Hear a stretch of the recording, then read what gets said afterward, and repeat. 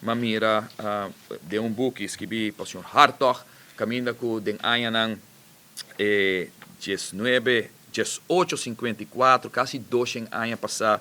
Hulanda, certo momento, met lezen met de citatum Peter DJ, via de gouverneur krijgt gezaghebber Jarman het verzoek bijdragen onder de Arubanen in te zamelen voor hun ongelukkige natuurgenoten in het moederland.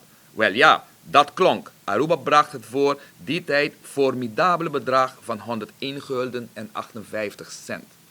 Voor die año 1854, hasta tempo nos colonizar, ora estava tem de caso que não pandemia, pero que estava tem desastre na Hulanda a imponer a Aruba para ajudar financeiramente den desastre que estava tem na Hulanda.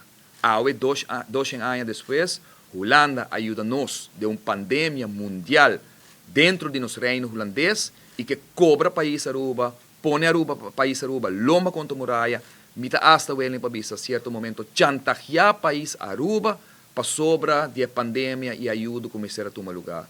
Chistosamente mita bise, what about se nós vai cobrar ora e 2 anos nang kapasa e placa com o arubiano na 1854 ajuda a Hulanda com ele para pôr a cobrir nang desastre natural que tal daquele tempo aí na Hulanda.